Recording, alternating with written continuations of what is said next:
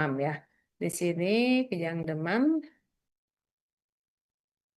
Nah,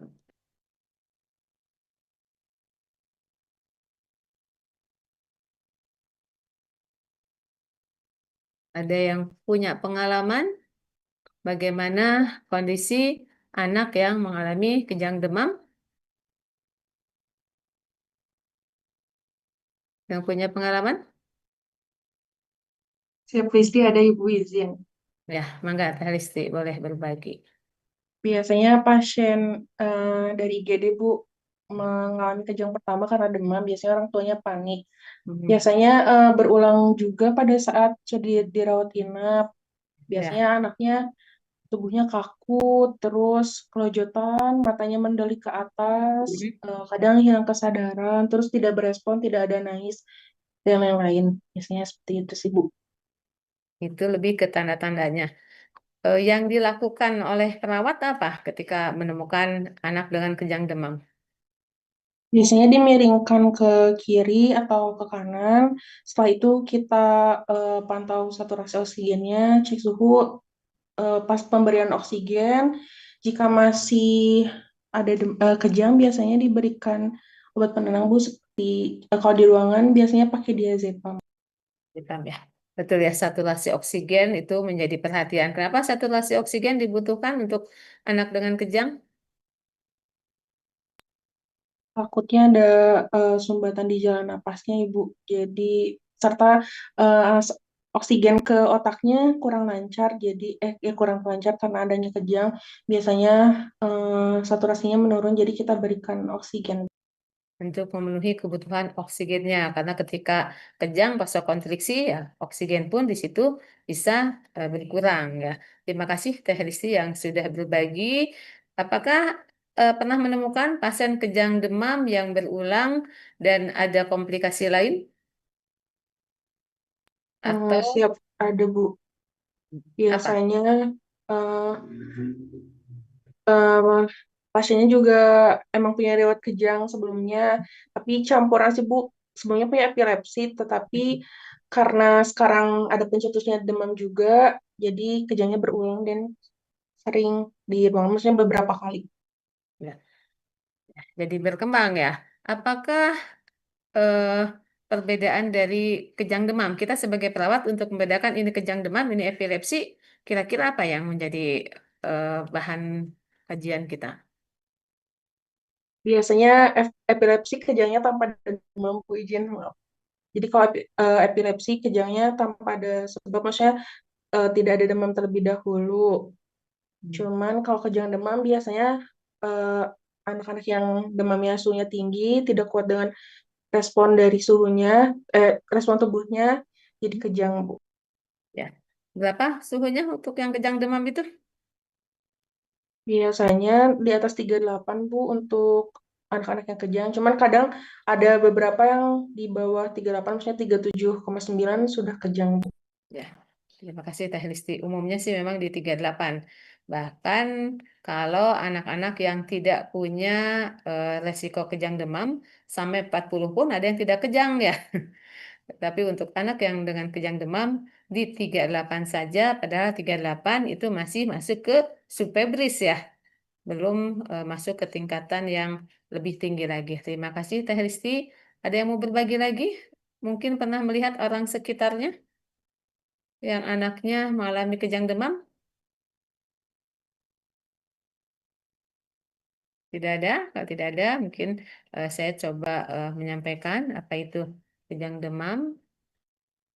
Di sini beberapa definisi dari kejang demam. Yang pertama, kejang demam ini merupakan kondisi di mana terbebasnya sekelompok neuron secara tiba-tiba yang mengakibatkan suatu kerusakan.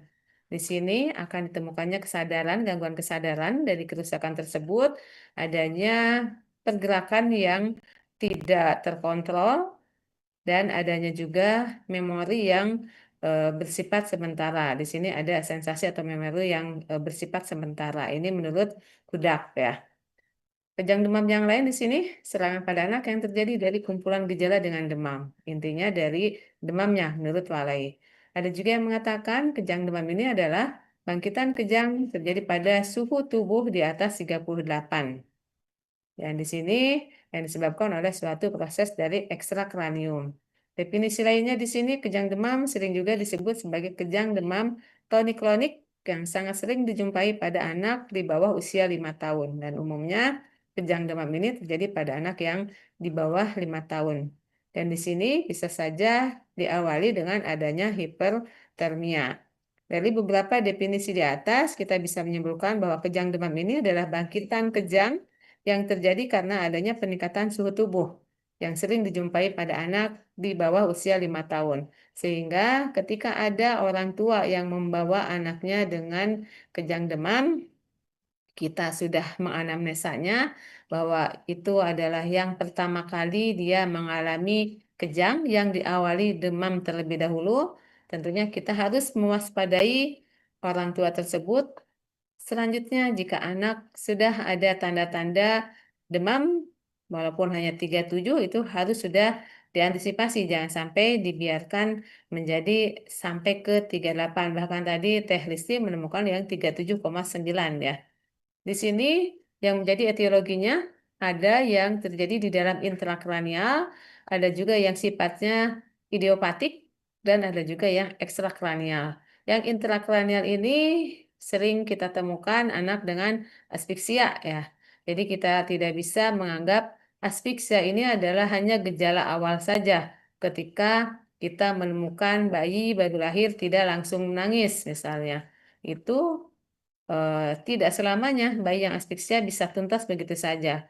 Namun kita pun harus lebih menyampaikan kalau menemukan pasien dengan asfiksia ya tentunya ibu harus tahu tanda-tanda sehat dari seorang anak di kemudian harinya. Karena tadi ada resiko juga anak yang kejang demam diawali dengan penyebabnya adalah asfiksia. Pada asfiksia ini di sini adanya ensefalopati hipoksik atau isemik atau adanya penurunan oksigen atau adanya isemik di area otak tentunya ya. Dan di sini untuk intrakranial ini etiologi lainnya adalah bisa karena adanya trauma, bisa trauma pendarahan. Biasanya trauma atau pendarahan di kepala ini bisa saja terjadi pada saat proses persalinan. Sehingga kita pun harus mewaspadai pada saat proses persalinan dipastikan atau sekarang sih sudah canggih ya kalau di rumah sakit besar atau yang alatnya fasilitasnya lengkap atau bahkan sekarang USG sudah ada di eh, fasilitas pertama ya USG. Kalau dulu USG hanya ada di eh, tipe B misalnya. Kalau sekarang USG pun sudah ada sehingga harus sudah bisa mendeteksi ini kepalanya seperti apa karena yang kalau 3 dimensi di Paskes pertama belum ada mungkin ya.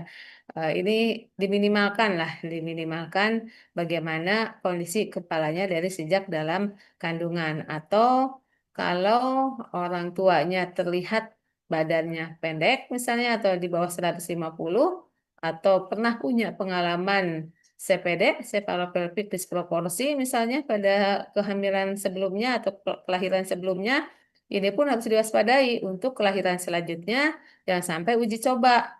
Yang kemarin panggul sempit, udah tahu di SC. Kadang-kadang ada orang tua yang, boleh nggak saya sekarang tidak SC lagi? Padahal pernah disampaikan bahwa dia ada CPD. Ya. Di sini minimalkan terjadinya trauma pada kepala, karena ketika trauma pada kepala ya bisa mengakibatkan pendarahan di subarachnoidnya, subduralnya, atau mungkin di intraventrikulernya. Atau adanya infeksi akibat dari bakteri, virus, atau parasit yang tentunya masuk ke otak ya. Untuk ekstrakranialnya di sini bisa karena adanya gangguan metabolik di sini adanya hipoglikemia dan adanya hipokalsemia. Apa sih fungsi dari glukosa di sini ketika glukosa menurun di dalam otak, di dalam darah tentunya di situ energi di dalam otak pun akan berkurang.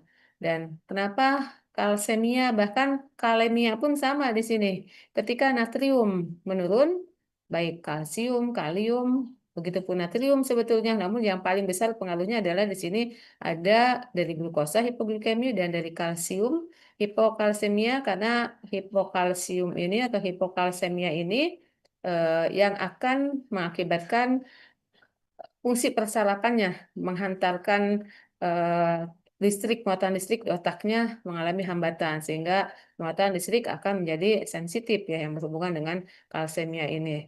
Kalau glukosa tadi berhubungan dengan energinya. Ketika ada penurunan di kedua eh, elektrolit ini sangat sensitif untuk mengakibatkan kejang pada seorang anak. Bahkan bukan hanya pada anak saja ya, tapi ini kita sedang membahas anak ya. Dan ekstrakranial lainnya adalah toksik. Di sini adanya intoksikasi dari anestesi lokal, sindrom putus obat. Jadi penggunaan obat yang terputus atau anestesi lokal ini bisa menjadi toksik untuk kranial anak. Dan yang selanjutnya adalah infeksi di luar sistem saraf pusat.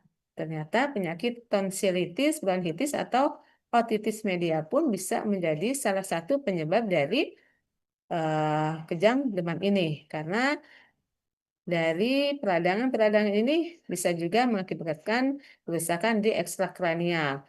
Kenapa bisa seperti itu? Karena yang berhubungan dengan peradangan, apalagi di sini telinga, tonsil, bronchus, nah, tonsil dan telinga mungkin itu lebih dekat ke area otak. Bronkitis pun di situ sangat mempengaruhi ke oksigenasi ya, sehingga gangguan di ekstrakranial pun bisa terjadi. Kalau idiopatik ya tidak jelas ya menjadi penyebabnya atau tidak diketahui jadi penyebabnya dari mana.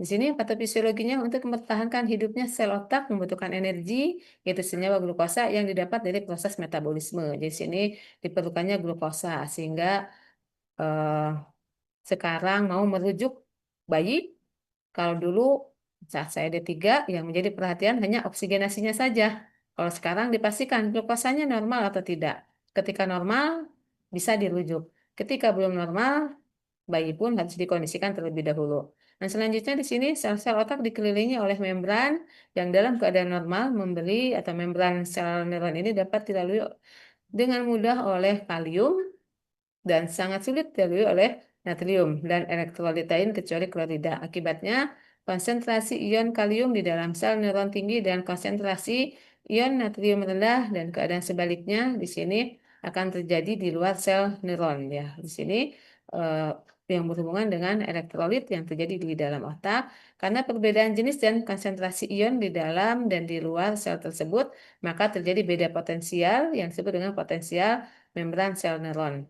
Untuk menjaga keseimbangan potensial membran sel ini diperlukan enzim natrium, kalium, dan ATPase yang terdapat di permukaan sel. Di sini harus ada keseimbangan di antara natrium di antara elektrolit tersebut ya, baik natrium, kalium, klorida yang bisa mempengaruhi fungsi dari neuron yang ada di otak. Atau fisiologi selanjutnya di sini, keseimbangan potensial membran sel dipengaruhi oleh perubahan konsentrasi ion di ruang ekstraseluler dan rangsangan yang datangnya mendadak, baik rangsangan mekanis, kimiawi, atau aliran listrik di sini dari sekitarnya, atau karena adanya perubahan patofisiologi dari membran karena penyakit atau faktor keturunan. Jadi kalau ada 3 keturunan di atasnya pernah ada kejang demam, di sini pun bisa beresiko untuk generasi selanjutnya.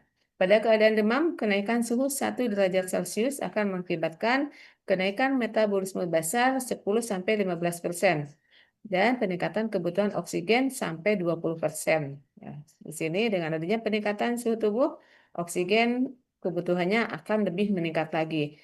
Untuk kondisi-kondisi anak yang ada masalah di metaboliknya ini akan lebih memperberat ya karena tadi glukosanya yang rendah, kaliumnya yang rendah ini akan memperberat kondisi dari kejangnya ini.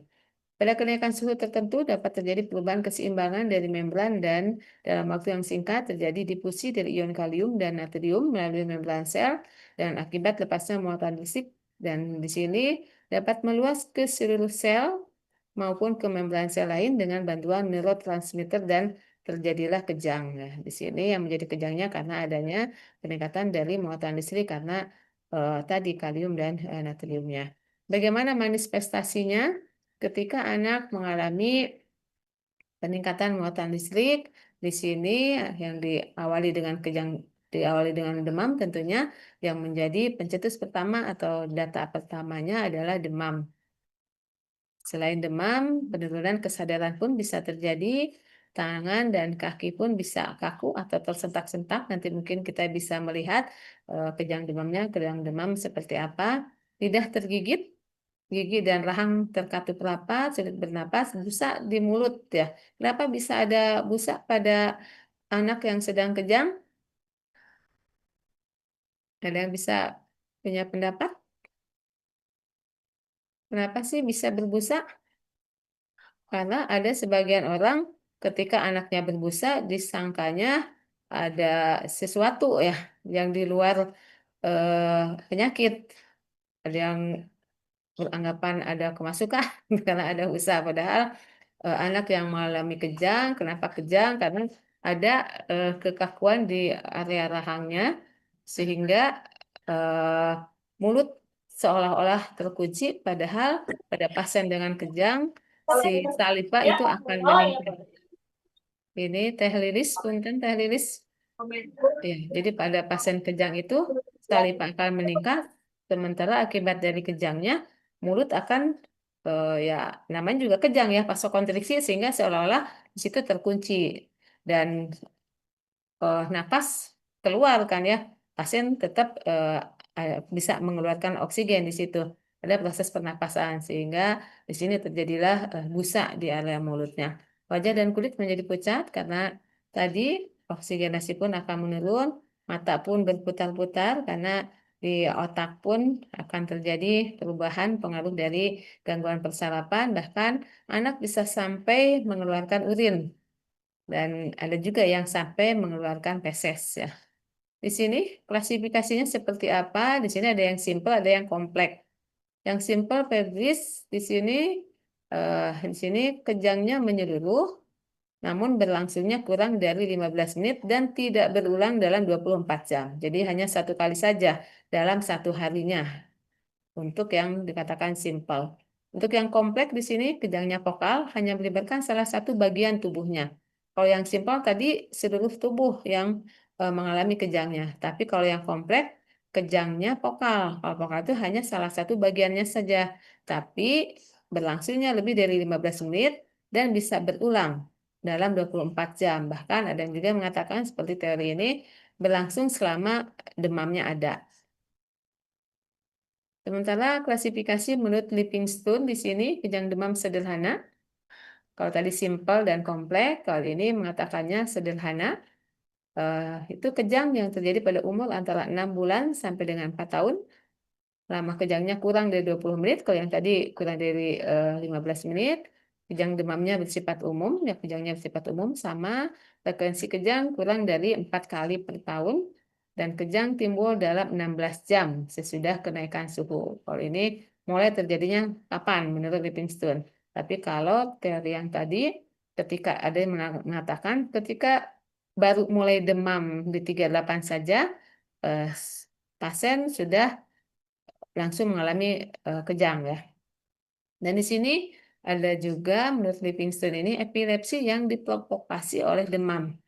Jadi ya tetap diawali dengan demam juga ditegakkan apabila kejang tidak memenuhi salah satu atau lebih dari kriteria KDS. Jadi kalau tidak diawali dengan demam dulu, di sini masuk ke dalam epilepsi.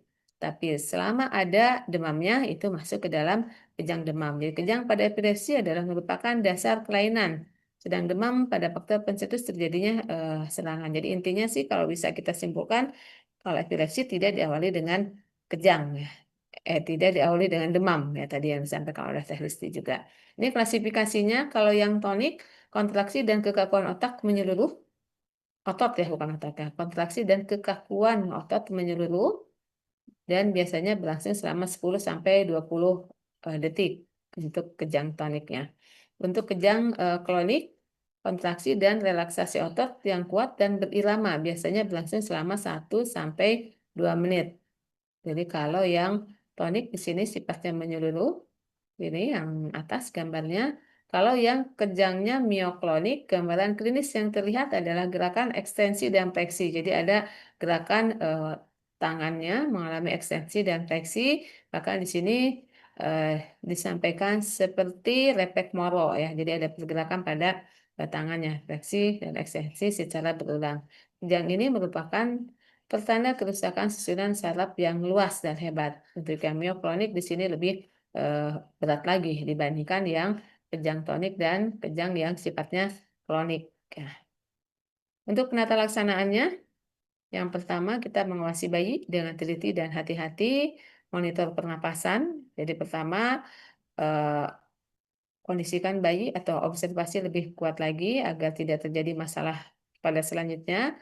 Dan tentunya di sini bagaimana pernapasannya, bagaimana suhunya, apakah drastis meningkat atau masih bisa diantisipasi. Dan di sini kalau ada di rumah sakit tentunya pemberian oksigen, di sini pemberian infus pun bisa diberikan agar bisa diberikan tadi kalau memang glukosanya rendah ya diberikan glukosa karena pemberian glukosa pun tidak bisa tiba-tiba langsung aja memberikan glukosa ya. Dan pemberian antikonvulsan di sini penambah vital untuk mengatasi kejang, mengurangi metabolisme sel yang rusak dan memperbaiki dari sirkulasi otak sehingga melindungi sel yang rusak akibat dari aspeksia atau anoksianya. Jadi minimalkan efek dari aspeksianya atau anoksianya. Kalau aspeksia ini terjadi pada bayi baru lahir ya. Berbeda ya aspeksia dengan anoksia. Pemeriksaan lanjutannya adalah ada lumbar fungsi dan ada elektroensefalogram.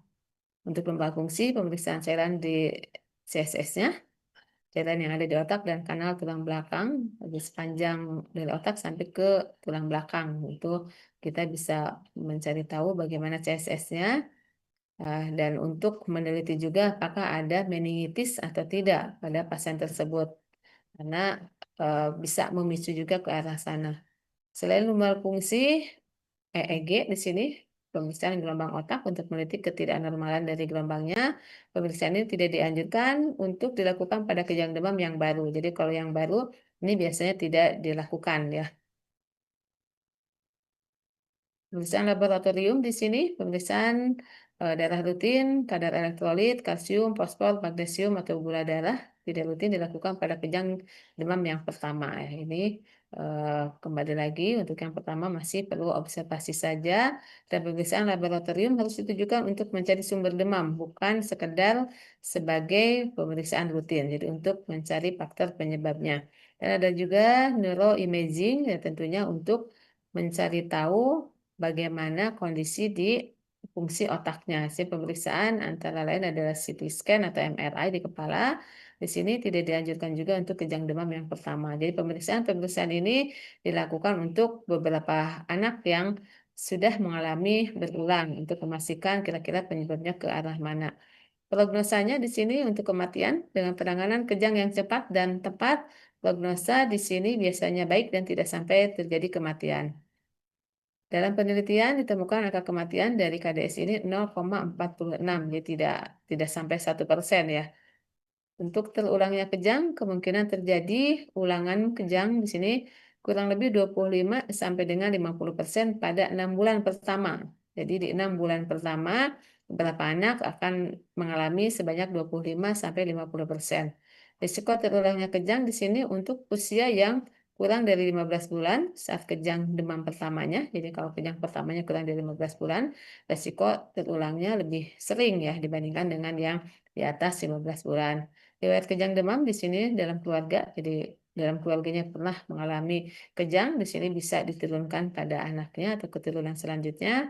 Kejang demam terjadi segera setelah mulai demam saat suhu sudah relatif normal. Jadi di sini dari sejak mulai demam itu sudah dia punya riwayat kejang demam karena tadi ada yang nunggu 16 jam ya berdasarkan klasifikasi. Tapi kalau kejang demamnya dari sejak mulai demam dia langsung kejang, di sini dia resiko terulangnya lebih cepat lebih mungkin terjadi ya.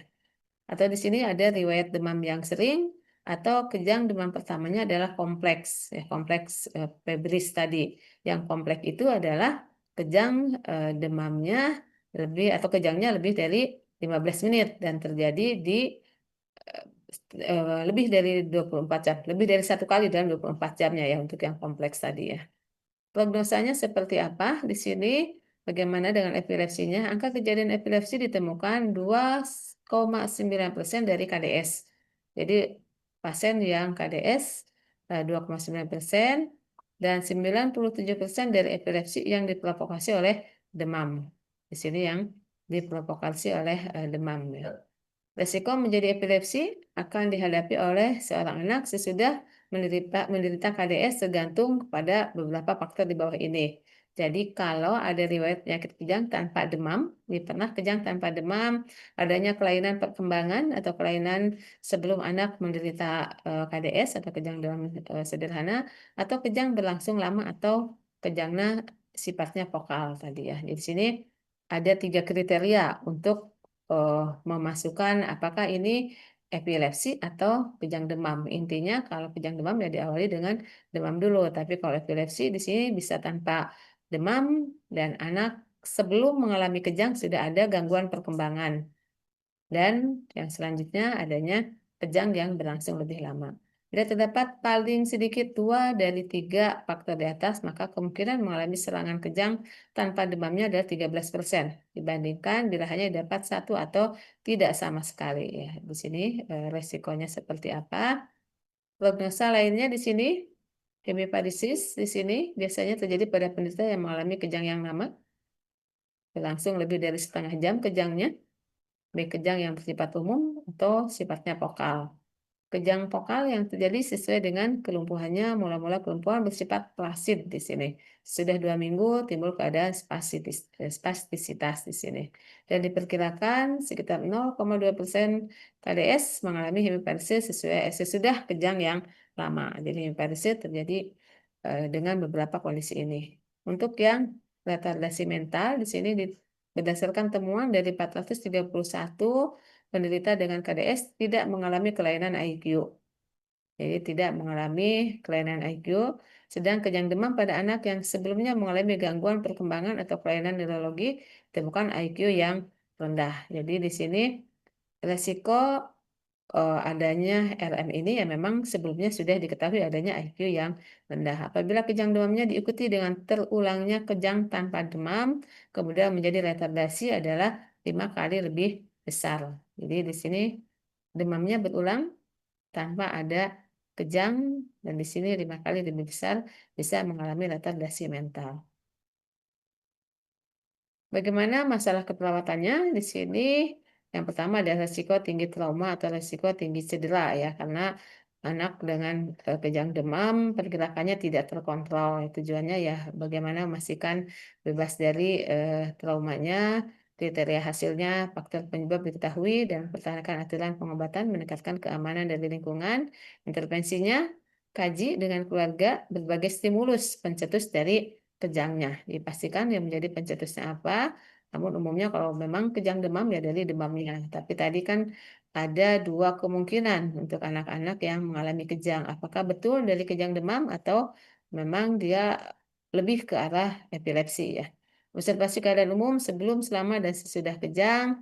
Catat tipe dari aktivitas kejangnya yang beberapa kali terjadi, lakukan penilaian dari neurologinya, tanda-tanda vitalnya, serta kejangnya. Lindungi klien dari trauma atau kejang, berikan kenyamanan bagi klien, kolaborasi dengan dokter untuk pemberian terapi dari antikompulsanya, disesuaikan dengan hasil pengkajian tentunya. Ada beberapa yang cukup dengan fenobarbital, ada juga yang sampai dengan diazepam ya. Nanti mungkin Teh Listi bisa berbagi obat yang sering diberikan di rumah sakit seperti apa. Untuk diagnosa keduanya adalah risiko tinggi bersihan jalan napas ya. Walaupun jalan napas ini menjadi prioritas pertama, tapi tetap tadi risiko injuri eh, itu pun menjadi prioritas pertama juga ya. Jadi cari aman dulu karena kalau tanpa melihat risiko cedera jangan sampai pas kejang apalagi di tempat yang sangat berisiko, nambah lagi nanti masalahnya ya. Jadi tetap pasien harus dalam kondisi yang aman. Jadi resiko cedera itu tetap menjadi satu dan selanjutnya oksigenasi itu harus menjadi perhatian agar eh, bisa meminimalkan masalahnya ya efek dari kerusakan neuromuskulernya tadi. Tujuannya tentunya efektif dari bersihan jalan napas, kriterianya ya jalan napas bebas dari sumbatan, saluran napas vesikuler, sekresinya di sini tidak ada sekresi karena pasien kejang demam tadi berisiko mengeluarkan busa ya dan respirasi pun dalam batas normal. Intervensinya observasi tanda vital atau posisi Tapi kalau yang kejang demam ini kurang selektif ya. Masa semipolar ya, dimiringkan ya, dimiringkan terlebih dahulu dan kalau memang sedang di rumah sakit ya tentunya bisa saja Saksen ya dan kolaborasi juga dengan dokter untuk pemberian terapi. Resiko kejang berulang di sini yang ketiganya. Tujuannya tentunya aktivitas kejang tidak berulang, kriteria hasilnya kejang dapat dikontrol, intervensinya kaji, faktor pencetus, libatkan keluarga, observasi tanda-tanda vital, pertahankan suhu tubuh normal, lindungi anak dari trauma, dan kolaborasi juga untuk pemberian antipiretik ya. Ini untuk kejang demam, ada yang mau didiskusikan? Nah, Lisi bisa berbagi obat apa yang selama ini diberikan pada pasien. Mungkin ada sebagian temannya yang belum pernah menemukan pasien dengan kejang demam, kalau lagi dengan kejang, untuk menurunkan suhunya, untuk pertolongan pertama, memberikannya seperti apa? Kan tadi mulut pun terkunci ya, nggak mungkin kita memberikan secara oral. Jadi selama ini antipiretiknya seperti apa, Teh Listi? Tiap Ibu, biasanya kan setelah penanganan pasien kejangnya tadi ada pengukuran suhu juga. Sebelum pemberian untuk penurunan suhunya biasanya kalau misalkan yang darurat pasiennya kita berikan obat diazepam untuk penanganan pertamanya. Setelah itu pemberian paracetamol biasanya untuk mengatasi apa peningkatan suhunya. Biasanya untuk jika masih kejangnya berulang, tadi seperti penobarbital biasanya diberikan untuk maintenance pemberian anti kejangnya atau enggak, penditoin juga Bu biasanya. Tapi obat minumnya biasanya bagi yang epilepsi atau sering kejang berulang, biasanya pemberian asam valproat Bu. Biasanya seperti itu di rumah sakit. Udah sampolat ya. Eh, itu kondisi ketika ada di rumah sakit ya. Untuk diazepamnya, diazepam itu kan ada diazepam yang intravena ya, ada juga yang diazepam sub ya. Siap Ibu, betul. Ya. Biasanya pasien anak kadang Hmm. sulit terinfus juga, jadi di ruangan tersedia untuk diazepam sub. Jadi pada saat kejang tidak ada akses untuk dari venanya, biasanya diberikan lewat anus Bu. Ya, jadi ada diazepam sub atau melalui anus, termasuk antipiretiknya pun ada yang melalui anus juga ya, seperti itu ya Teh Listi ya. Namun apabila memungkinkan untuk dipasang infus dulu, mungkin dipasang infus ya. Dan untuk pemberian fenobarbital dan diazepam itu yang biar lebih cepat ya mengkondisikan efek dari kejangnya. Kalau fenobarbital lebih ke maintenance ya Teh Listi ya. Terima kasih Teh Listi sudah berbagi. Mudah-mudahan angka kejadian kejang demam itu semakin menurun atau mungkin bisa meminimalkan dampak dari kejang demamnya itu sendiri ya. Karena tadi secara teori pun kalau yang menjadi penyebab awalnya adalah dari demamnya, umumnya tidak bermasalah terhadap IQ-nya ya. Tidak bermasalah terhadap tidak beresiko ke RM. Tapi kalau memang diawali dengan faktor lain itu bisa menjadi RM. Tapi walaupun seperti itu tetap harus diminimalkan. Ternyata jumlah mahasiswa berkurang ya di sini. Di sini jadi 28. Setelah kejang demam mungkin meningitis ya. Kita meningitis saja.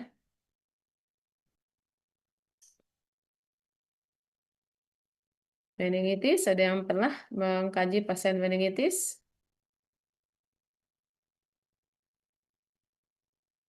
Nah, meningitis ini sebetulnya eh, bukan penyakit yang hanya ditemukan pada anak, pada orang dewasa pun bisa ditemukan sebetulnya ya.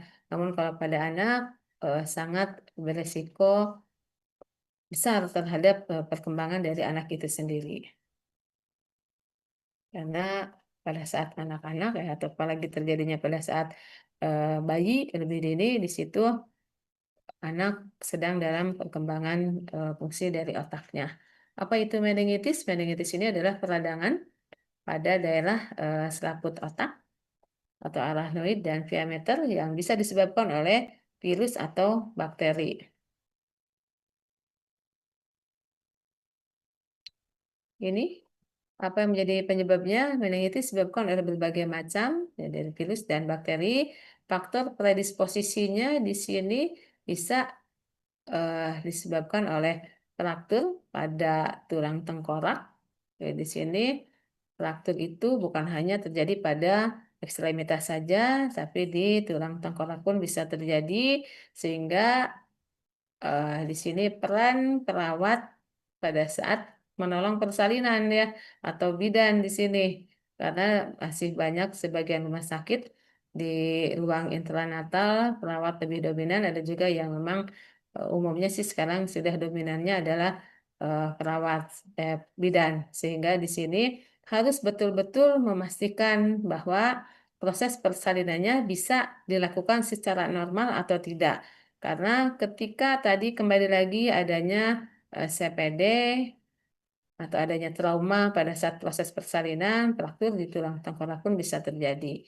Faktor predisposisi lainnya apa? Di sini ada infeksi, ya jelas kalau infeksi ya, infeksi yang masuk ke otak di sini mengakibatkan anak atau bayi ya, karena tidak selamanya hanya anak, tapi bayi pun ada juga yang sudah meningitis, atau juga karena adanya efek dari operasi yang tentunya berdampak terhadap kontaminasi bakteri atau virus pada otak anak tersebut ya, atau adanya masalah di sumsum tulang belakang. Nah, kebocoran sumsum tulang belakang pun di sini resiko infeksinya lebih besar dan CSS-nya bisa sampai nyambung ke otak ya. Ini patofisiologinya, infeksi dari selaput otak. Infeksi dari selaput otak ini ada beberapa yang bisa menjadi faktor penyebabnya. Yang pertama ada bakteri yang berkembang biak di area otak tersebut. Ketika ada bakteri, di sini resiko mencederai saraf kranial dan bisa mengakibatkan gejala dan kerusakan di saraf yang terkenanya. Ada juga yang sifatnya dari atau penyebabnya dari eksudat infeksi, dan ketika adanya eksudat dari infeksi tersebut akan berdampak terhadap CSS yang menyumbat, dan CSS yang menyumbat pun di sini akan berdampak hidrosepalus. Dari hidrosepalus pun ini sangat berisiko berdampak terhadap meningitis ya. Dan di sini pun adanya panas ya. Ini tanda dari infeksi akan ditemukan adanya panas. Selain itu ada juga pembengkakan di bagian infeksinya sehingga terjadi penyempitan pada sekitar dan penekanan saraf tentunya di otak, dan adanya penurunan dari perfusi jaringan cerebral dan terjadinya isemik di sini. Ketika terjadi isemik di sini bisa berisiko terjadi metabolisme anaerob. Ketika terjadi metabolisme anaerob akan terjadi pembentukan asam laktat dan akan memungkinkan terjadinya udem cerebral dan resiko adanya tekanan intrakranial yang meningkat. Selain ini, efek dari isemik pun bisa berdampak terhadap gejala rangsang dari meningial ya, dari meningialnya, dan aktivitas dari elektrik yang terganggu pun di sini natrium dan kalium yang tidak terjadi keseimbangan ini pun bisa berdampak mengalami udem cerebral ya. Dan eh, itu gejalanya saya tidak menuntaskan sampai eh, dampak apa yang akan muncul dari kondisi tersebut. Namun di sini langsung menyampaikan bagaimana jenis dari meningitisnya. Meningitis itu ada yang sifatnya disebabkan oleh meningitis bakteri, ada juga virus, sehingga klasifikasinya pun menjadi meningitis bakteri dan meningitis virus.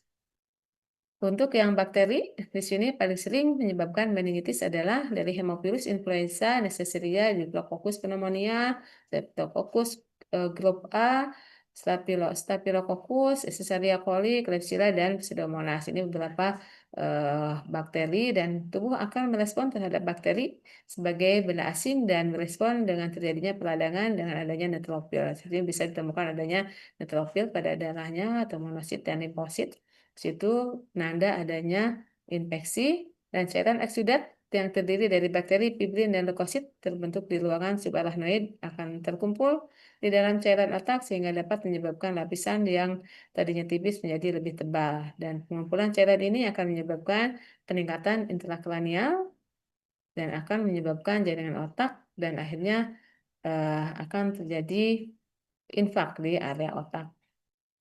Manifestasi klinis dari meningitis bakteri ini, iritabilitas di sini akan ditemukan pada bayi atau anak, adanya apatis dari bayi atau anak, adanya nyeri kepala kalau bayinya atau anaknya sudah bisa berkomunikasi, adanya anoreksia, obstipasi, muntah, kejang, kaku kuduk, kaku seluruh tubuhnya, bahkan epistotonus ya seperti kejang ya, kaku epistotonus itu ya contohnya tadi ada yang melenting badannya, jadi yang menjadi tahanan itu ada kepala dan tumitnya yang menjadi tumpuannya. Dan di sini ada strabismus, nystagmus, dan adanya kelumpuhan serta bisa sampai terjadinya koma kalau anak mengalami meningitis yang faktor penyebabnya dari bakteri. Bagaimana yang klasifikasi dari meningitis virus? Di sini tipe dari meningitis ini sering disebut aseptic meningitis dan ini biasanya disebabkan oleh berbagai jenis penyakit yang disebabkan oleh virus seperti gondok, herpes simplex, dan herpes zoster. Artinya meningitis ini eh, banyak didahului oleh beberapa penyakit terlebih dahulu ya, eh, baik tadi bakteri maupun virus. Tidak langsung menyerang meningennya. Artinya beberapa penyakit itu harus sampai tuntas. Makanya penggunaan antibiotik itu sangat di apa sangat dibatasi ya karena ketika penggunaan antibiotiknya tidak tepat ya kumannya pun ya tidak maksimal yang menjadi penyebabnya virus dikasih antibiotik itu pun akan ya tidak maksimal sudah jelas dari bakteri pun misalnya kebetulan gitu ya ketika panas langsung dikasih dikasih antibiotik tapi kalau tidak tuntas ya itu bisa sampai ke meningen. Ketika sampai ke meningen ya akhirnya menjadi meningitis. Di sini eksudat yang biasanya terjadi pada meningitis bakteri tidak terjadi pada meningitis virus. Jadi tidak ditemukan eksudat pada yang virus dan tidak ditemukan organisme pada kultur cairan otaknya. Jadi tidak ada organisme kalau yang menjadi penyebabnya adalah virus. Peradangan terjadi pada seluruh korteks cerebri dan lapisan otak. Mekanisme atau respon dari jaringan otak terhadap virus bervariasi tergantung dari jenis sel yang terlibatnya. Jadi yang dipengaruhi adalah selnya seperti apa yang eh, diserang oleh virusnya itu sendiri. Bagaimana manifestasi klinisnya? Di sini secara umum banyak kesamaan ya. Ada lesu, ada irritable, atau irritabilitas, ada panas, ada muntah, ada anoreksia, ada gejala tekanan tinggi dari intrakranialnya sehingga muntah tadi pun sama ada ditemukan jadi kepala, tangis yang merintih kalau memang pada anak yang lebih kecil, ada penurunan juga kesadaran, ada kejang, ada paralisis, strabismus, pernapasan, chain stroke. Sandstone tadi kalau pada bakteri tidak ditemukan, di sini mungkin ditemukan sandstone yaitu pernapasan yang dalam dan cepat. Kalau pada bayi, di sini ubun-ubunnya besar dan menonjol. Pada pada bayi karena adanya tekanan tinggi di intrakranialnya itu masih terlihat ya ubun-ubunnya. Gejala bagaimana kaku bagaimana rigiditasnya, bagaimana jadi ingat-ingat kembali bagaimana pemeriksaan Kadeksayan atau Brzezinskinya. Dan untuk pemeriksaan penunjang di sini, pemeriksaan laboratorium yang khas pada meningitis di sini adalah bagaimana analisa dari cairan otaknya meliputi jumlah selnya, protein, dan konsentrasi dari glukosanya, pemeriksaan darah, terutama jumlah sel darah merah, namun secara umum ya sel darah putih sebetulnya ya. Namun di buku ini sel yang meningkat, tapi umumnya adalah sel darah putih yang akan meningkat. Kalau di sini sel darah merah biasanya meningkat di atas nilai normal, tapi tidak sebanyak di sini serum elektrolit dan serum glukosa dinilai untuk mengidentifikasi adanya ketidakseimbangan elektrolit. Jadi elektrolit pun menjadi perhatian karena ketika tidak terjadi keseimbangan, tentunya risiko kejang pun bisa terjadi pada pasien dengan meningitis. Ya. Kadar glukosa darah dibandingkan dengan kadar glukosa cairan otak, normalnya kadar glukosa dari cairan otak ada 2 dari serum glukosa. pada pasien meningitis dan kadar glukosa cairan otaknya di sini menurun dari nilai yang normal. Jadi di sini glukosa yang menurun pun di sini eh, data yang menjadi penunjang anak mengalami meningitis. Pemeriksaan radiografinya di sini ada CT scan untuk menentukan adanya udim cerebral. Karena ketika ada udim cerebral, tadi tekanan dari intrakranialnya pun bisa meningkat atau penyakit saraf lainnya dan hasilnya biasanya normal kecuali pada penyakit yang sudah sangat parah. Di sini kalau yang sangat parah di sini akan ditemukan seperti ini. Nah, pelaksanaan pengobatan biasanya diberikan antibiotik untuk yang bakteri tentunya ya, yang paling sesuai untuk setiap mikroorganisme penyebab meningitisnya. Pencegahannya di sini meningitis dapat dicegah dengan cara mengenali dan mengerti atau memahami atau mengenali, tentunya lebih ke mengenali ya, mengenali faktor predisposisinya. Di sini meningitis ini beberapa pasien ada yang diawali dari TBC ya, ini yang sering atau pengobatan TBC yang tidak tuntas ini bisa sampai ke meningen, ada juga anak yang otitis media, bahkan ada juga di lapangan itu yang sering mengalami sakit gigi kalau pada orang dewasa ya. Jadi jangan dianggap enteng sakit gigi ya, tapi kalau pada anak yang paling seringnya adalah dari otitis media dan TBC. Dan di sini hal yang paling penting adalah pengobatan antibiotik ya. Seperti yang saya sampaikan tadi, pemberian antibiotik itu harus sampai tuntas atau pengobatan itu harus sampai tuntas. Dikatakan tuntas itu seperti apa? Tentunya gejalanya secara maksimal hilang. Tidak hanya ya tidak sampai masih ada, kalau batuk ya batuknya masih ada ya. Karena tidak selamanya dari TBC. Penyakit saluran napas lainnya pun kalau memang tidak tuntas ya bisa menjadi meningitis. Pneumonia pun bisa menjadi meningitis kalau berulang. Namun yang lebih sering ditemukan adalah pasien-pasien dengan TBC itu lebih cepat berisiko mengalami meningitisnya. Dan di sini setelah terjadinya meningitis tentunya harus cepat teratasi karena risiko komplikasi akan lebih berat lagi. Dan untuk mengidentifikasi faktor atau jenis organisme dari penyebabnya dengan cepat di sini memberikan terapi sesuai dengan organisme penyebabnya sehingga harus ada kultur dari darahnya. Apa sih yang menjadi penyebabnya agar antibiotiknya pun eh, sesuai ya. Dan di sini tentunya tidak bisa hanya dilakukan oleh kita sebagai perawat saja, sehingga kemampuan untuk kolaborasi dengan nakes yang lainnya itu harus lebih baik lagi. Untuk pengkajiannya di sini, untuk neonatus bisa saja ditemukan adanya hipotermi atau hipertermi, atau bisa ditemukan pucat. Kalau sampai hipoksia ya resiko pucat bisa ditemukan, letargi, kelelahan yang berlebih, iritabilitas, anak yang sangat ya iritabilitas namanya juga ya, responnya kalau yang udah bisa mungkin temperamen ya. Kalau ini iritabilitas, anoreksia, nafsu makan juga menurun di anoreksia, minum juga sama akan mengalami penurunan, bahkan bisa ditemukan kejang, diare pun bisa terjadi kalau bakterinya juga sampai ke area pencernaan ya. Muntah pun bisa terjadi karena tekanan intrakranial pun bisa memicu anak mengalami muntah atau mungkin kalau kita menemukan kecelakaan anak sampai atau ya anak karena kita bicara anak sampai muntah ya kita harus memastikan ada masalah nggak di otaknya. Atau kalau pada bayi bisa ditemukan adanya fontanel yang menonjol dan tanda lainnya adalah epistotonus. Di sini ada kejang yang melenting dari tubuh anak atau bayi tersebut.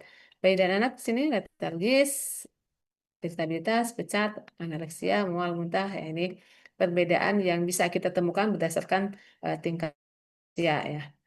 Dan kaku kuduk, Katrisain dan Brudzinski ini bisa ditemukan pada eh, tingkatan anak dari mulai infan, neonatus sampai ke anak-anak di bawah 5 tahun tentunya. Dan pemeriksaan penunjang adalah cairan cerebrospinalnya. Bentuk NCP-nya di sini diagnosa yang mungkin muncul yang pertama adalah resiko cedera karena resiko penurunan kesadaran tujuannya pasien terhindar dari cedera, intervensinya observasi tingkat kesadaran, kurangi stimulus ya. Ini masih menggunakan bahasa Niknok sebetulnya ya, Nanda Niknok. Namun secara umum masih bisa ditemukan juga di SD SDKI ya. Nyeri di sini bisa ditemukan adanya proses inflamasi.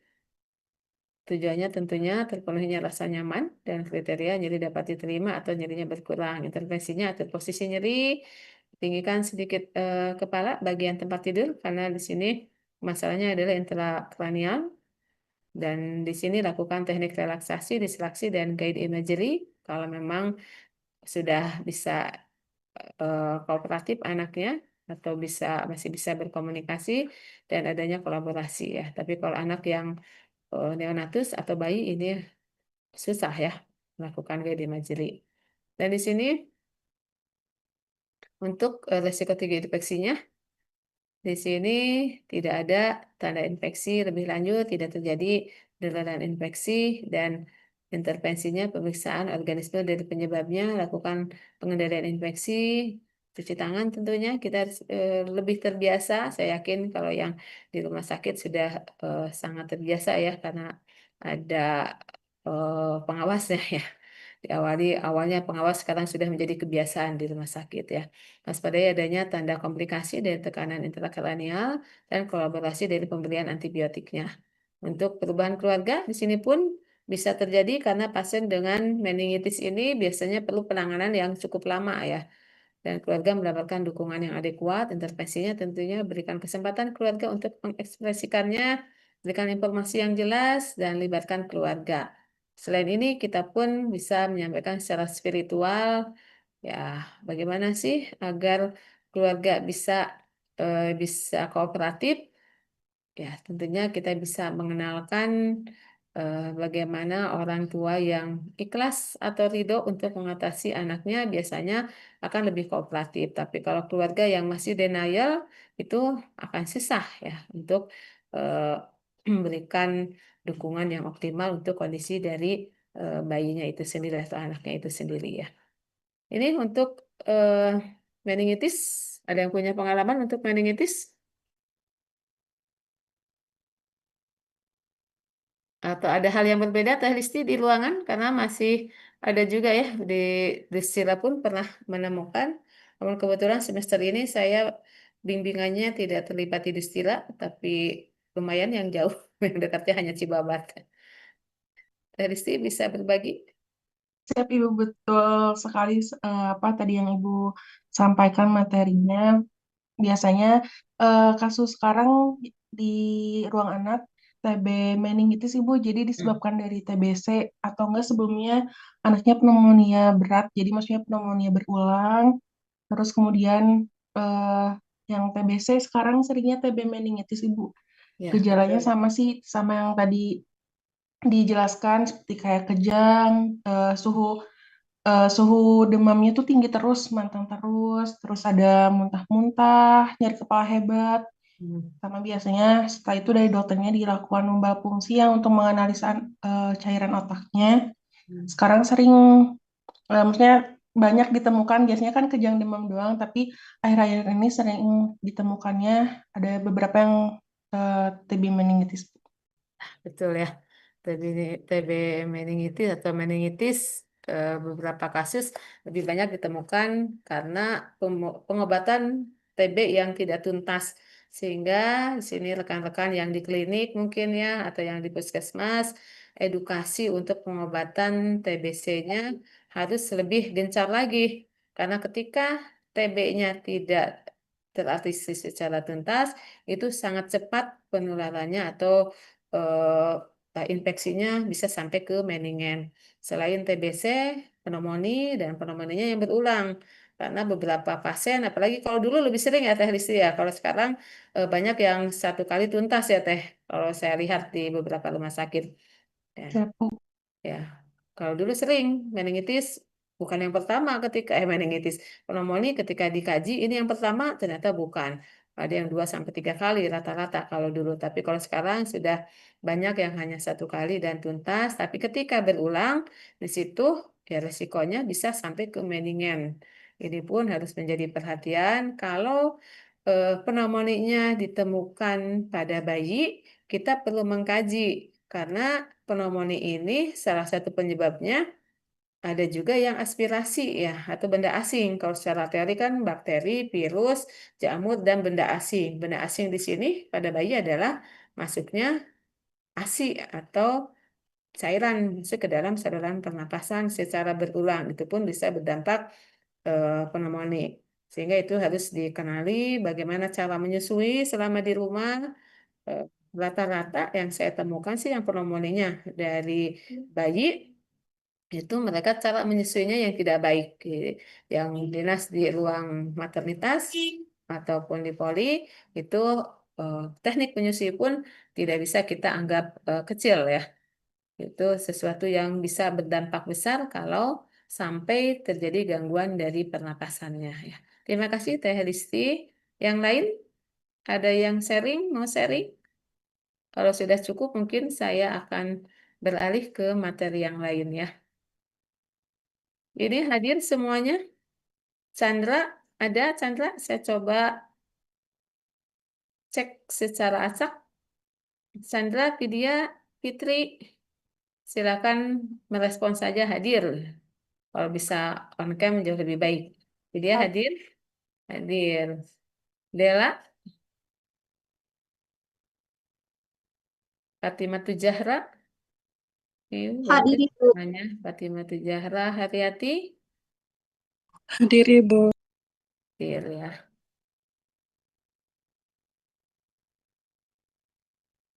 Ada Santi hadir, Santi, Izin hadir Ibu. hadir. Anggit, Anggit, Amanda. Hadir Ibu. Hadir Ibu. Iya, alhamdulillah saya mengacaknya, alhamdulillah eh, alhamdulillah ya langsung merespon ya. De Ahmad hadir, De Ahmad Izin Ibu hadir, punya kakak nggak Dek? anak tunggal Ibu. Anak tunggal, udah udah jadi ade ya, anak tunggal biasanya ini orang tuanya sangat ini ya. Bagaimana menjadi anak tunggal, De Ahmad? Cukup dikekang Ibu, Gimana? cukup dikekang. Cukup dikekang ya. Ya, nikmati aja ya itu karena kasih sayang orang tua ya. Orang tua sangat sayang karena hanya satu-satunya ya. Ya, mudah-mudahan eh, bisa dinikmati dan tetap bahagia ya. Lebih bahagia lagi tentunya ya tidak ada saingan ya. Ya, terima kasih Di Ahmad. Saya lanjut lagi untuk menyampaikan materi apa ya? Spina bifida atau hidrosepalus. Hidrosepalus saja dulu ya. Karena kayaknya hidrosepalus lebih banyak dibandingkan spina bifida kalau saya lihat ya. Spina bifida termasuk jarang ditemukan. Tapi kalau yang di rumah sakit mungkin nanti bisa sharing. Kalau saya sebagai pembimbing kayaknya eh, pernah sih menemukan tapi sangat jarang. Di sini untuk hidrosepalus, apa itu hidrosepalus? Namanya juga hidrosepalus, eh, berarti adanya cairan di sepal ya. Apa sih yang ada dalam sepal itu ya? Cairan cerebrospinal yang terjadi di situ ya. Di sini definisinya apa itu? Hidrosepalus, kelainan patologis otak yang mengakibatkan berdampaknya atau bertambahnya cairan cerebrospinal dengan atau pernah dengan tekanan intrakranial. Jadi tidak selamanya anak mengalami tekanan intrakranial, tergantung dari CSS yang ada di otak tersebut ya. Dan di sini dengan adanya peningkatan intrakranial terdapat pelebaran dari ventrikelnya sehingga nanti akhirnya salah satu tindakannya pun adalah pipisan ya, pemasangan pipisan ya. Kalau dulu pada saat saya masih D3, anak-anak dengan hidrosepalus banyaknya meninggal karena sepsis, karena keterlambatan dari penanganannya. Namun kalau sekarang perkembangannya sangat bervariasi.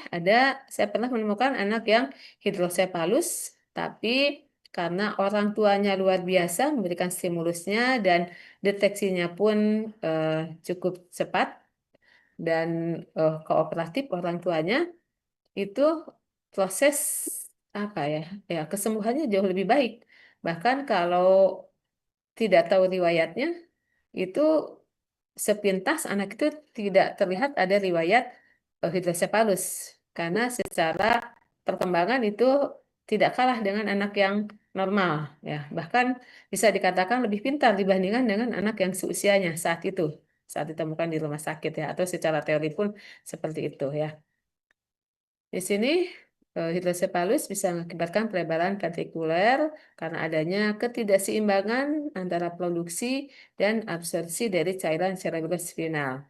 Dan hidrosepalus ini selalu bersifat sekunder sebagai akibat dari penyakit atau adanya kerusakan dari otak ya. Jadi ada faktor penyebab utama dulu sehingga terjadinya hidrosepalus atau adanya penumpukan cairan cerebrospinal di otak. Adanya kelainan-kelainan ini menyebabkan kepala menjadi besar serta terjadi pelebaran dari suturannya dan ubun-ubunnya. Sehingga pada saat pemeriksaan fisik bayi baru lahir kita harus betul-betul melihat fontanelnya seperti apa. Ini fontanel anterior dan posteriornya belum menutup tuh masih dikatakan normal atau tidak ya. Sehingga yang normal itu adalah tidak terlalu cembung. Tapi kalau yang punya gejala dari CSS, dari pemeriksaan pun di situ bisa cembung.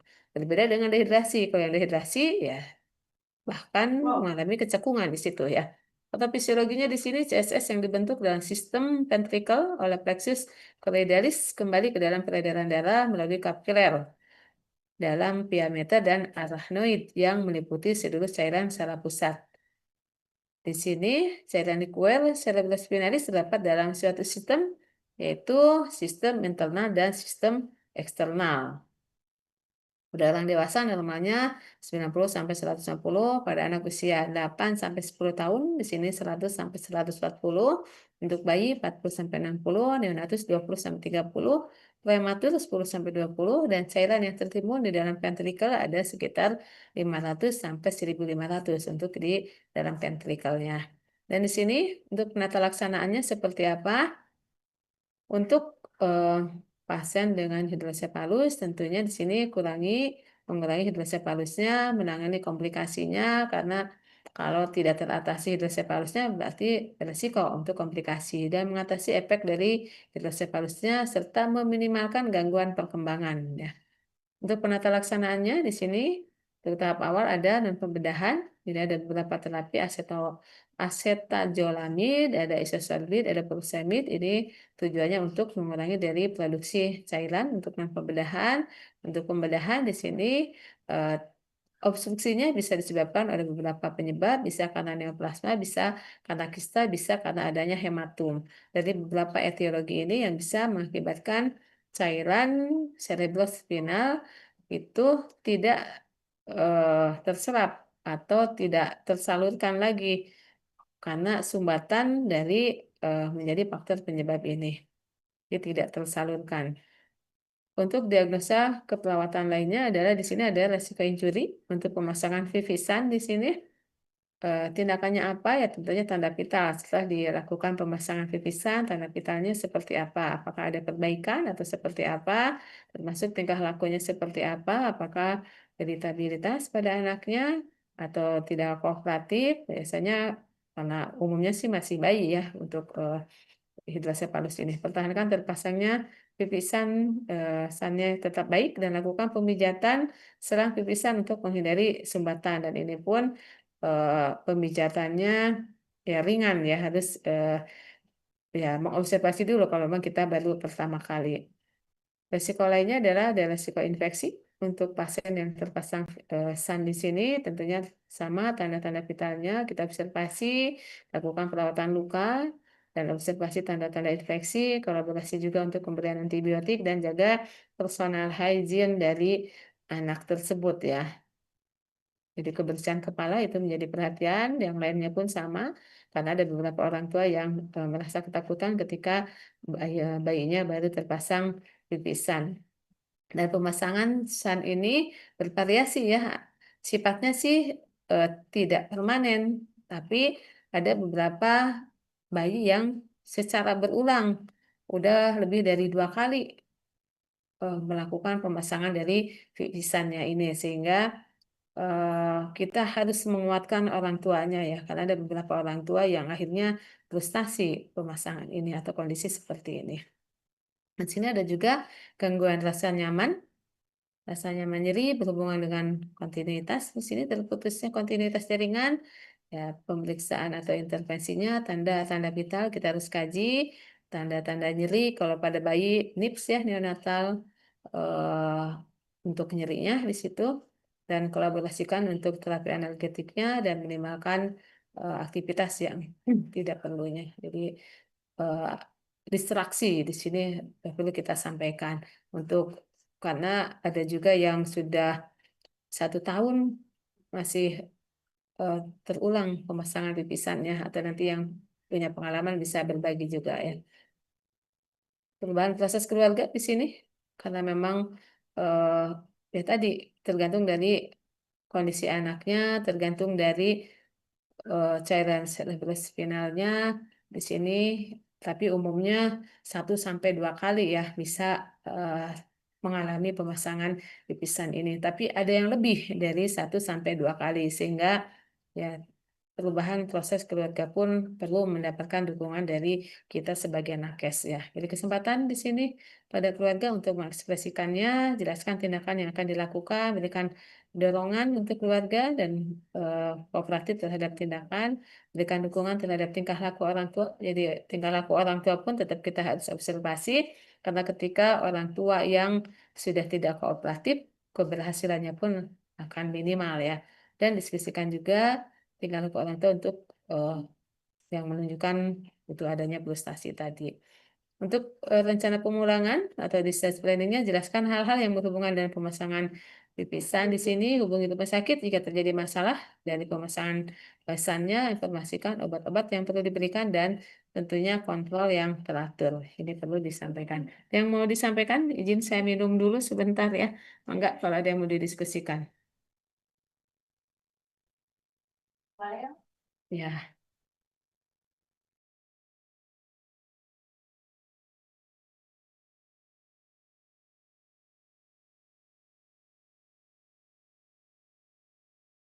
ada yang pernah memberikan perawatan bayi atau anak dengan hidrosepalus? Belum, Bu. Siap, Belum. Dan istri di Dusila belum pernah? siap sudah pernah Ibu. Ya, bagaimana? Usia berapa dan yang keberapa kali dipasang pipisannya?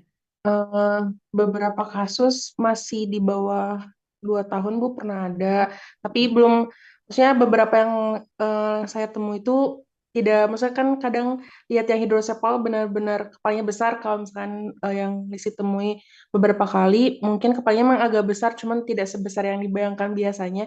Setelah pemeriksaan CT scan yang lain-lain, terus emang diukur lingkar kepalanya emang agak besar, terus biasanya langsung dilakukan kraniotomi yang tadi pemasangan pipisan. Biasanya ada yang beberapa kali sampai 2 kali pemasangan pernah ada Bu. Jadi sudah serang beberapa lama dilakukan ulang pemasangan pipisan karena kondisinya masih berulang sama seperti yang sebelumnya.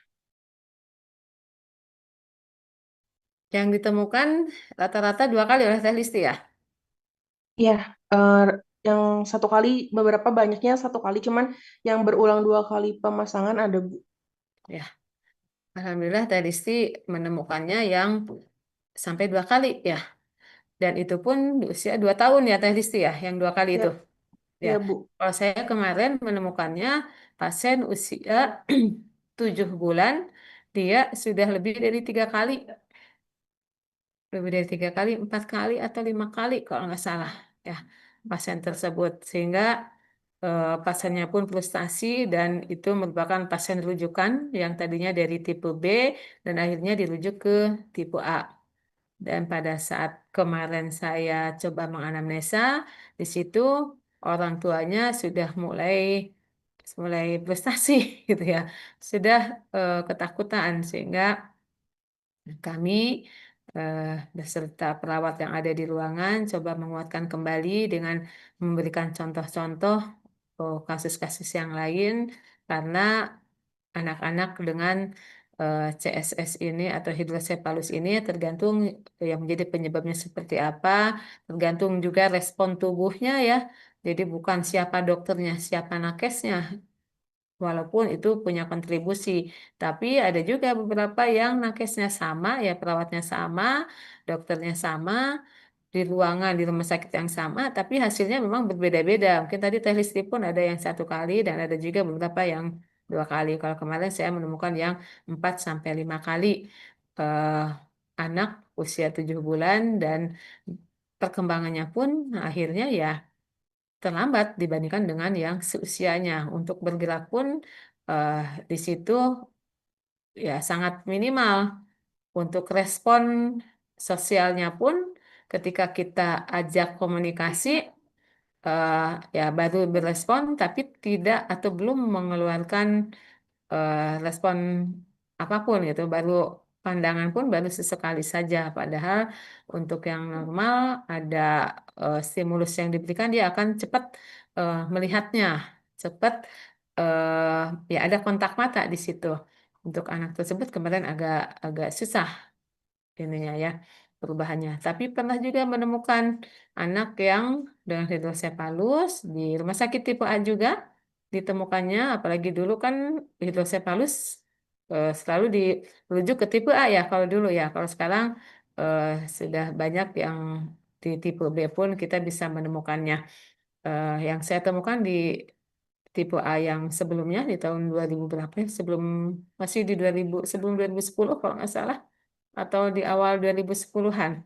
Itu pernah menemukan ada pasien yang memang saya tahu pertama pasang pipisannya seperti apa, dan ada juga anak yang eh, datang ke rumah sakit dengan penyakit yang lain, tapi ketika diobservasi di area kepalanya ada bekas jahitan.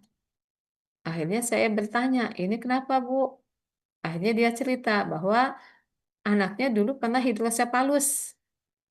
Anaknya pernah hidrosepalus, namun ketika kita lihat perkembangannya itu jauh lebih baik. Bahkan anak itu masih usia prasekolah, tapi dia sudah bisa baca dan sudah banyak hafalan. Akhirnya saya tertarik untuk menganalisa lebih lanjut apa stimulus yang dilakukan oleh orang tua tersebut. Dan orang tua tersebut mengatakan dari sejak bayinya itu ditemukan hidrosepalus, ibu dan ayahnya itu ya mereka berupaya ya semaksimal mungkin mereka ikhlas dan ridho untuk memberikan asuhan yang terbaik untuk anaknya. Bahkan umumnya orang tua yang punya anak hidrosefalus mereka agak ragu untuk membawa anaknya ke area keramaian. Tapi untuk orang tua tersebut anaknya ya dibawa silaturahmi seperti halnya anak-anak normal lainnya. Bahkan ketika orang tuanya jalan-jalan ke tempat-tempat hiburan pun itu anaknya dibawa gitu. Selain stimulus lain yang dia lakukan, dia sampai di rumahnya bahkan saat itu pun membawa beberapa bentuk huruf yang dimodif sendiri oleh orang tua tersebut. Ya, bagaimana anaknya agar bisa baca. Jadi ketika orang tuanya memang menerima, tentunya mereka sangat kooperatif, bahkan lebih kreatif bagaimana memberikan stimulus pada anaknya. Akhirnya anaknya pun ya perkembangannya cukup baik ya. Dan mungkin alhamdulillah operasinya tidak berulang lebih. Saat itu sih mengatakannya 2 kali juga ya. Itu mungkin yang bisa saya sampaikan untuk hidrosepalus. Satu lagi ada spina bifida ya. Kalau saya kayaknya baru 1 kali pernah menemukan spina bifida. Ya mungkin Teh Listi ya, karena yang di si ruang anak di kelas ini hanya Teh Listi. Teh Listi pernah menemukan anak dengan spina bifida? Siap, untuk kasus ini belum pernah, Ibu. Oh, belum pernah ya? Oh, saya Siap, pernah belum. menemukannya saat itu. Di situ ada celah di eh, tulang belakangnya ya. Mungkin kita coba diskusi lebih lanjut karena saat itu saya menemukannya eh, bayinya ya masih bayi dan tidak menemukan atau tidak sempat ketemu lagi di eh, pertemuan selanjutnya gitu. Tadinya kalau Teh Listi pernah menemukan bagaimana keberhasilan dari operasi yang dilakukannya karena spina bifida itu adalah kelainan di sekitar tulang belakang sehingga salah satu tindakannya pun ya operasi ya tanpa operasi tentunya resikonya pun lebih kecil ya. resiko keberhasilannya sangat kecil ya. Di sini apa itu spina bifida? Spina bifida ini adalah suatu celah pada tulang belakang. Sehingga kenapa sih pada saat pemeriksaan fisik kita bukan hanya memeriksa area dari kepala sampai bawah itu hanya di area depan saja, tapi kita pun harus melihat area punggung dari seorang bayi. Karena spina bifida itu akan ditemukan kalau sekitar punggung dari mulai servikal sampai ke rektum kita lihat umumnya ya tidak ada cembung, tidak ada cekung atau tidak ada celah. Tapi antar vertebra satu dengan yang lainnya dari mulai servikal sampai ke koksigis di situ jaraknya normal ya. Jadi tidak terlalu jauh, tidak terlalu pendek atau tidak ada cekung, tidak ada cembung itu pun salah satu tanda bahwa di tulang belakang tidak ada masalah ya. Ketika dicurigai ada spina bifida di sini bisa ditemukan adanya tanda cekung atau adanya celah di sini yang terjadi karena bagian dari satu atau beberapa vertebra karena ada yang satu saja tapi ada juga yang beberapa vertebra yang gagal menutup atau gagal terbentuk secara utuh. Jadi spina bifida yang ya suatu celah di sekitar tulang belakang ya. Jadi ketidaknormalan bentuk dari tulang belakang itu dikatakan spina bifida. Di sini ada beberapa hipotesis terjadinya spina bifida. Antara lain yang pertama terhentinya proses pembentukan tuba neural karena penyebab tertentu. Jadi pada proses trimester pertama ini kembali lagi bagaimana antenatal care-nya. Bahkan bukan hanya antenatal care-nya saja, seharusnya persiapan sebelum kehamilan seorang wanita yang ingin eh, mempunyai keturunan atau generasi selanjutnya dari sejak sebelum kehamilan harus sudah mempersiapkan dirinya dalam kondisi sehat ya. Dan di sini juga adanya tekanan yang berlebih di kanalis sentralis yang baru terbentuk sehingga menyebabkan ruptur permukaan tuba neuralnya. Berarti di sini pada saat di dalam janin ada tekanan yang berlebih. Di sini artinya anatomi tubuh dari seorang ibu pun di sini eh, yang normal itu akan lebih diminimalkan dari resiko ini ya.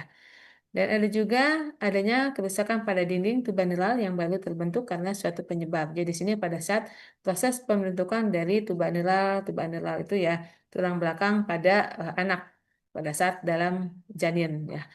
Penyebabnya di sini resiko melahirkan anak dengan spina bifida berhubungan erat dengan kekurangan asam folat, terutama terjadi pada awal kehamilan ya tadi di trimester pertama. Kelainan bawaan lainnya yang juga ditemukan pada penderita spina bifida ini ada diagnosa bandingnya, beberapa yang mengalami hidrosepalus atau di sini adanya silengomelia atau adanya kista di sekitar tulang belakang atau adanya dislokasi pinggul. Tentunya dislokasi pinggul pada janin tersebut ya. Jadi anak yang mengalami dislokasi pinggul, jadi dislokasi pinggul pun di sini bisa saja terjadi karena ibunya yang mengalami panggul sempit atau ibu yang mengalami skoliosis pun di situ bisa beresiko kalau skoliosisnya, walaupun skoliosis itu lebih banyaknya bermasalahnya di vertebra bagian atas, tapi sepanjang tulang belakang itu ya sampai ke koksigis. Kalau memang areanya lebih bawah di situ pun bisa beresiko eh, kerusakan pada anak, trauma di dalam janin.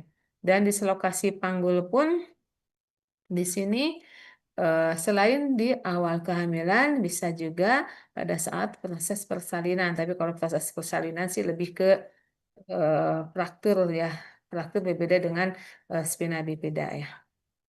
Beberapa jenis spina bifida ada okulta, merupakan spina bifida yang paling ringan. Satu atau beberapa vertebra tidak terbentuk secara normal, tetapi korda spinalis dan selaput mendingen tidak menonjol. Jadi di sini okulta itu yang dianggap paling ringan.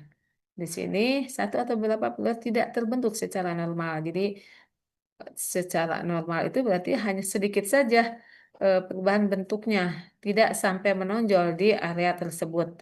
Mungkin hanya sedikit cekung saja atau di sini yang lebih ditandai dari yang okulta ini gejalanya ada tumbuhnya rambut pada daerah sakral atau panggul bagian belakang. Jadi adanya rambut Jadi normalnya tidak tumbuh rambut di sepanjang tulang belakang. Ketika ada tumbuhnya rambut, ini beresiko mengalami spina bifida ya. Dan adanya lekukan di sakrum. Jadi lekukan, bukan tonjolan ya. Jadi lekukan tadi di area sakrum. Jadi lebih ke area bawah untuk yang okulta ini. Ada juga yang sifatnya atau klasifikasinya meningokel. Di sini meningel menonjol melalui vertebra yang tidak utuh dan teraba sebagai suatu benjolan dari cairan di bawah kulit. Ini adanya menonjolnya meningen di sumsum tulang belakang dan adanya cairan cerebrospinal. Di sini untuk meningokel adanya kondisi yang menonjol di vertebranya. Dan ada juga yang sifatnya atau klasifikasinya adalah miolokel. Ini jenis spina bifida yang paling berat, di mana korda spinalis menonjol dan kulit di atasnya tampak kasar. Di sini kordanya menonjol di antara vertebranya sangat menonjol, sini terlihat dan bahkan eh, ya kondisinya pun kulitnya tidak halus tapi kasar dan merah. Sini gejalanya bervariasi tergantung dari beratnya kerusakan pada korda spinalis dan saraf yang terkenanya. Beberapa gejala yang bisa ditemukan adanya penonjolan seperti kantung di punggung tengah sampai bawah pada bayi baru lahir.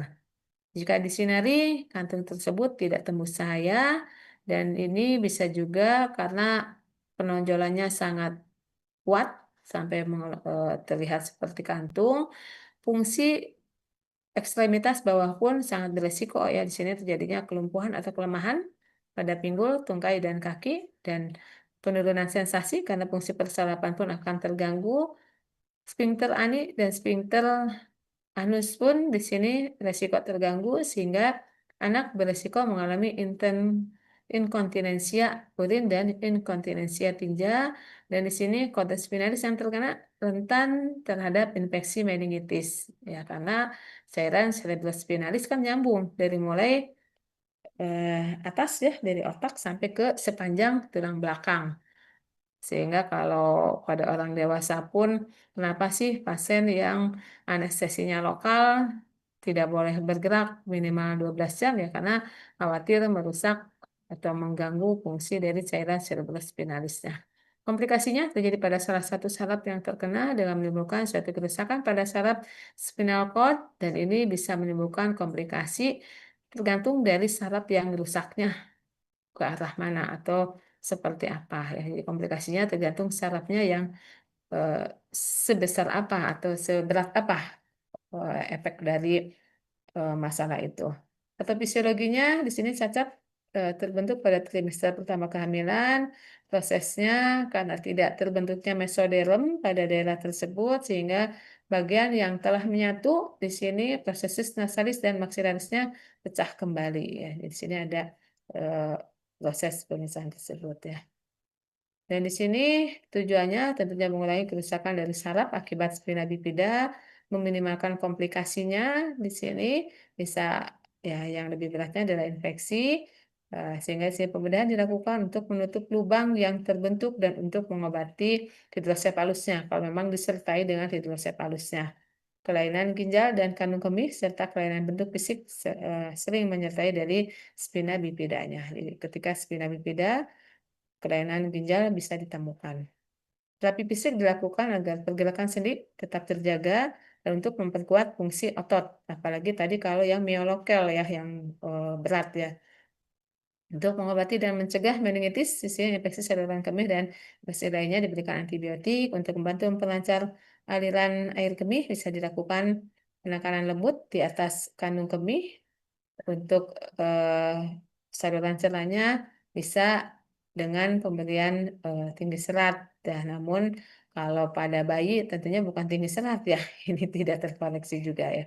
Eh, Biasanya bantuan dengan bilas lambung mungkin ya lebih dilakukan atau kalau pada air kencingnya kalau dengan pijatan tidak membantu ya tentunya pemasangan kateter ya. Pencegahannya, resiko terjadinya spina bifida bisa dikurangi dengan mengkonsumsi asam folat pada saat kehamilan tentunya. Kekurangan asam folat pada wanita bisa ditandai dengan sebelum wanita tersebut hamil, karena kelainan ini terjadi sangat dini ya. Jadi sebelum hamil harus menjaga kondisi kesehatan terlebih dahulu. pada wanita hamil dianjurkan untuk mengkonsumsi asam folat sebanyak 0,4 mg per hari dan kebutuhan asam folat pada wanita hamil adalah 1 mg per hari. Ya, di sini kebutuhannya sebanyak 1 mg, tapi di sini untuk pencegahannya dengan 0,4 karena asam folat bisa ditemukan juga dari makanan, makanya gizi seimbangnya di sini harus diperhatikan. Ini untuk spina bifida, karena spina bifida tanpa operasi ya tidak mengatasi masalahnya. Kembali lagi, untuk mengatasi berbagai penyakit tidak selamanya cukup oleh kita sebagai nakes saja, kecuali yang sifatnya masih ringan ya, sebagai pencegahan atau penyakit-penyakit yang masih ringan, mungkin di layanan pertama kita masih bisa mandiri. Apalagi kalau yang aktif di apa puskesmas atau di posyandu ya. Itu mungkin yang bisa saya sampaikan. Sudah ya, Teh Listi ya, semua sudah saya sampaikan dari mulai eh, tadi meningitis, hidrosepalus, kejang demam, dan spina bifida. Siap, Ibu. Terima Ya. kasih. Ada yang mau didiskusikan? Sudah Mudah-mudahan cukup, dipahami. Ibu. Ya, Coba Bu. ya, alhamdulillah kalau sudah cukup. Karena saya pun sudah merasa sangat haus. Karena dari pagi saya dengan mahasiswa datang ke rumahnya sebentar, langsung lanjut lagi dengan program reguler sore, dan nanti pun setelah maghrib saya mau ada responsi juga dengan mahasiswa yang sedang praktek ya. Alhamdulillah kita sudah, saya sudah menuntaskan, tidak ada lagi pertemuan ya untuk kelas ini ya.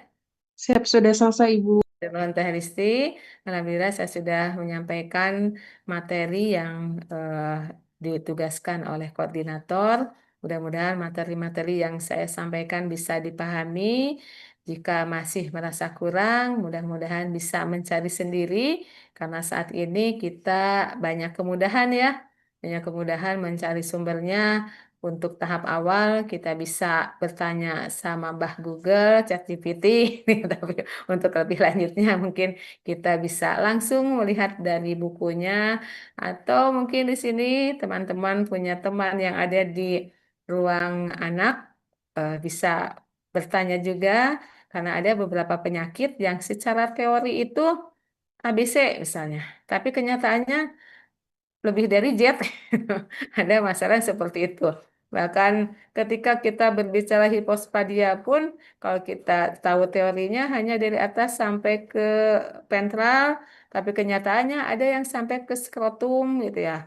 Dan untuk mengkaji kelengkapan genitalia pun sepintas sepertinya membedakan laki-laki dan perempuan itu tidak terlalu sulit ya. Tapi ternyata ya di lapangan kita bisa menemukan yang awalnya dianggap wanita karena dianggap itu klitoris, ternyata itu seperti penis bertambah dewasa gitu. Ada beberapa anak yang seperti itu ya. Mungkin kalau di ruang anaknya ada yang eh, sudah ada di rumah sakitnya sudah ada ruang bedah anak, itu mungkin beberapa rumah sakit sekarang sudah ada beberapa yang menemukannya. Itu saja mungkin yang bisa saya sampaikan. Intinya tidak selamanya kasus yang ada di rumah sakit itu ada teorinya, tapi ada beberapa kasus yang ya teorinya belum ada.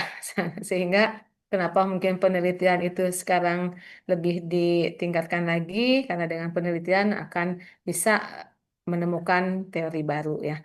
Itu saja yang bisa saya sampaikan. Mohon maaf kalau ada yang kurang berkenan.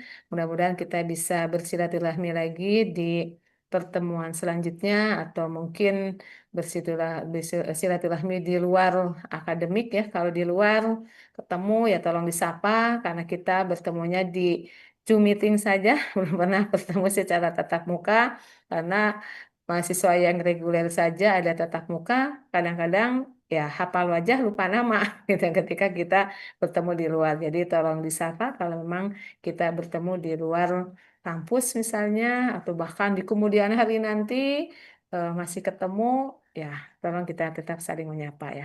Itu saja yang bisa saya sampaikan. Terima kasih. Wabillahi taufiq wal hidayah. Wassalamualaikum warahmatullahi wabarakatuh. Waalaikumsalam warahmatullahi Terima kasih banyak wabarakatuh. Ibu.